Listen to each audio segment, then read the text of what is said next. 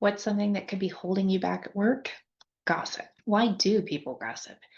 Sometimes it's a way to help feel like you're part of the team. It can be a bonding experience where people really look like they're paying attention to you and enjoying your company. It also can create a sense of power when you know things that other people don't know, or you can create a sense of superiority because of that.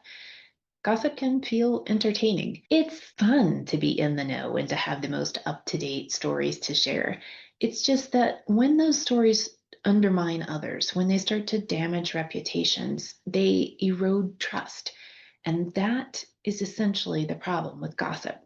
If you're the person at work who knows everybody's business, you're not going to be trusted.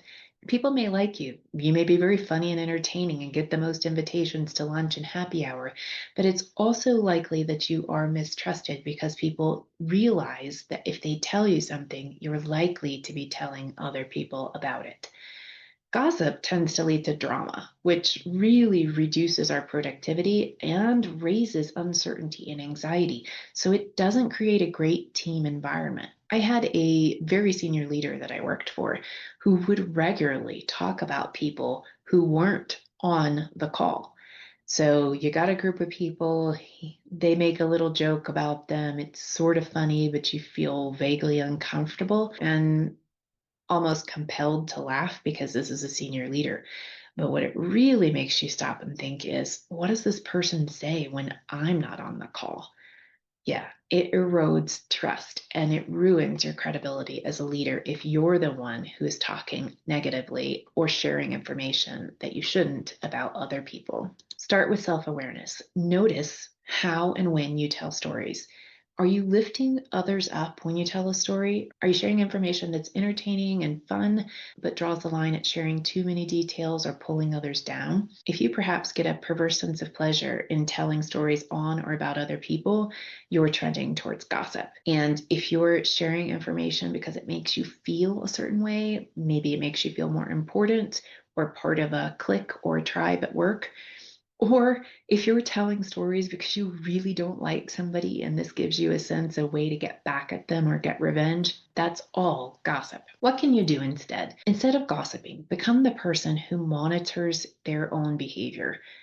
Become the person who only tells stories that lift other people up. Become the person that tells stories about other people that makes them sound amazing. Look for opportunities to lift other people up instead of kick them when they're down. What if you're a leader who has gossips on your team? What can you do about that? First of all, don't gossip. Don't share information about the organization or other people that isn't yours to tell or that needs to be shared in great confidence. Don't talk bad about other people behind their backs. And create a culture where that's unacceptable, where everybody knows that gossip is not appreciated. You call it out, you redirect it. You say things like, I think we've gone too far there. Let's refocus. Or, hey, that level of detail is not helpful. You can also reward the right behaviors. Help people know what the right kind of storytelling and sharing is. Call it out when you see it. What happens to us a lot as leaders is people come to us individually and gossip or tell stories or complain about other people on the team. And the way to best handle that is to pause and say, have you talked to this individual about it? If they're not willing to talk to somebody else, it's generally a sign that it's mostly gossip and that there are not good intentions at play. If somebody comes to you and tells you stories about somebody else, ask them what it is that they want to see achieved. What is the solution that they're looking for? And have they talked to that individual themselves? So here's an example. I had one manager come and tell me that they were getting a lot of complaints about another manager. And I questioned, have you talked to them about it? And they said, no, no, I don't feel comfortable bringing this to them. In that case, I brought them together in the room and had them have the conversation.